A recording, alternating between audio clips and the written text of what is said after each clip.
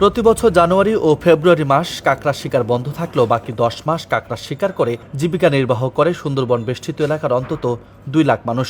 তবে প্রজননের কারণে এবছর পূর্ব নির্ধারিত 2 মাস ছাড়াও জুন থেকে আগস্ট মাস পর্যন্ত বন্ধ রাখা হবে কাঁকড়া আহরণ। এতে গেল 2 মাস মানবেতর জীবনযাপন করলেও আগামী দিনগুলো নিয়ে চিন্তায় পড়েছেন কাঁকড়া শিকারীরা।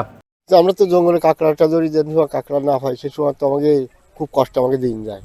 কোনোদিন চলে, কোনোদিন চলে না, এইভাবে আমাকে দিন যায়। কাঁকড়া যে সময় যাই জঙ্গলে, এই জঙ্গল দিয়ে কাঁকড়া মানে যে সময় কাঁকড়া না পড়ে সে সময় তো অনাহার দিন যায়, আমাকে খুব কষ্ট থাকে। আমরা সরকার যদি আমাকে একটু সাহায্যের সঙ্গে তো যদি করে তাহলে আমরা কিছুটা পাইছে, তার কোনো পরিবেশ থাকে আর যে বন্ধ থাকে, আমরা কোথাও যেতে পারি না, কাজকাম করতে পারি না, আমাদের জঙ্গলের পরে নির্ভর করে। 5-6 মাস আমরা কাঁকড়া মারি, আমাদের এই 2 মাসে ইলিশের অভিযানে বন্ধ, তারপরে আবার 2 মাসে আবার এই কাঁকড়ার বন্ধ। তাহলে আমরা যে গরিব যারা আছি আমরা কি খাবো, কি করে বাঁচবো? আমরা লোন নিয়ে আমরা লোন টোন তুলে দিন আদায় করছি। বছরে 5 মাস বন্ধ থাকে আর 5 মাস খোলা থাকে, কিন্তু খোলা থাকলেও আমরা কানা মারতে পারি না সেভাবে। এই 5 মাস আমাকে বসে থাকতে। এই 5 মাসে যদি সরকার আমাদের যদি কোনো কিছু ব্যবস্থা করতো তাহলে যাচ্ছে আমরা জেলেরা কিছু বেঁচে থাকতে পারতাম। আমি অনেক ঋণদায়ী আছি, আমি সমিতির থেকে লোন তুলছি এবং জঙ্গলে কাঁকড়া ধরি, 3-4 টিপ দিছি, এতে আমাদের অনেক লস হয়েছে। অন্তত 3000 টাকা করে গায়ে পড়ে গেছে এবং আমাদের এই সমিতির থেকে লোন নেওয়ার পরে আমাদের এই সংসার চলে না।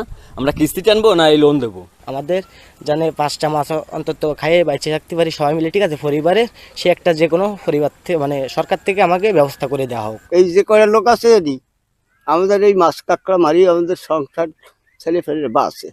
কাঁকড়া ছাড়া বন্ধ, এখন না খেয়েই থাকতে হবে আমাদের। অনুরোধ এটাই যে আসুক না কেন আমাদের জেলের উপর যেন একটু সহযোগিতা মানে সুনজর দেয়, আমরা যারা আছি তারা যেন কষ্টকুলপ করে যেন কোনো কিছু পাই। এদিকে নিয়ম ভেঙে কোনো জেলে কাঁকড়া শিকার করলে তাদের বিরুদ্ধে কঠোর ব্যবস্থা নেওয়ার হুঁশিয়ারি বন বিভাগের।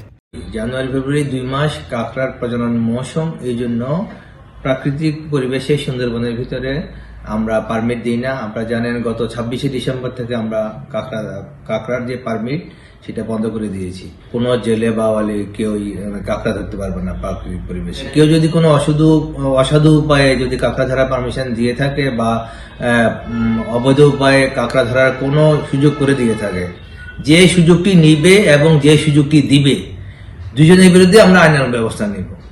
মানবিক বিবেচনায় কাঁকড়া শিকারীদের সরকারি প্রণোদনার ব্যবস্থার কথা জানিয়েছেন মৎস্য কর্মকর্তা। বাগেরহাটের মংলা উপকূলীয় এলাকায় প্রায় 3000 জেলেসহ 2 লাখ মানুষের জীবিকা সুন্দরবনের কাঁকড়ার উপর। তাই কাঁকড়া আহরণে নিষিদ্ধ সময়ে সরকারিভাবে বিকল্প কর্মসংস্থানের দাবি জেলেদের।